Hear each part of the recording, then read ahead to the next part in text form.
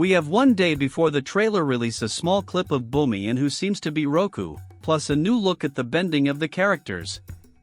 Stay tuned to this video to increase your anxiety level a little more for the premiere for better or worse.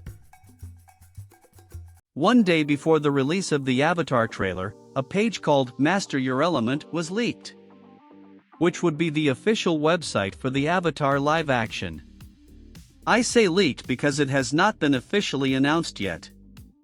On the site you can take a quiz, in which by answering a series of questions, a fortune teller tells you what nation you are from. This same concept is on the Avatar Studios website, and the truth is that Netflix has surpassed it by far. The animations look great, the scene changes are very cool, and especially at the end they give us a small clip and even a frame for you to upload your photo with your element.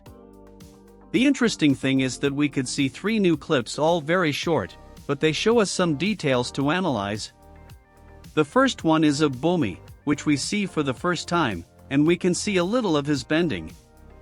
The clothing, at least in the poor quality in which the image is seen, is decent. The background looks similar to the animated series, with pillars and green details perhaps inspired by Basingze, and if I'm not mistaken this is Genomite glass. What I didn't like is how this earth-bending attack looks like. The effect itself is well done, but the movement of BUMI is very soft, as if he was flapping his arms instead of giving direct hits.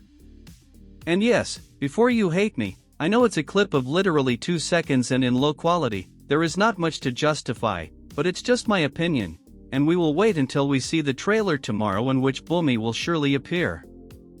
The second new clip is of Katara, in which she is waterbending.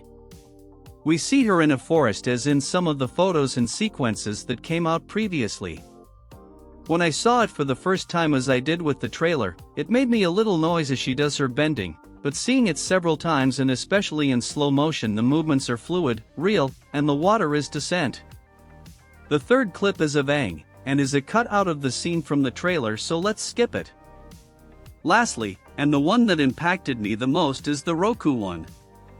At first I thought it was an ancient fire lord, maybe Azulon or an older one. Then I thought it was Sozin, and I was convinced that it was Sozin surely in the attack on the air temples. But just before I started making the script for this video I saw his beard and I remembered the leaked photo of the beard of the esteemed Roku. In the end, it's him. He looks like a zombie destroyer of worlds. The red eyes, I imagine it's because apparently it's the Winter Solstice scene when Roku takes the wheel to help Aang out of the Crescent Moon Island temple. And at that time he was in Avatar state. The armor he has, even though in the animated series we never saw it, is great, and I hope tomorrow we get an HD image of this guy because it drives me crazy, and makes up for that sort of cringe I got from the first 2 clips when I first saw them.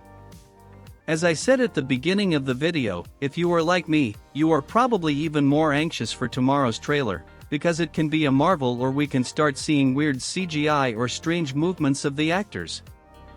Which will surely happen, but let's pray to the Kabag's merchant that it will be as little as possible.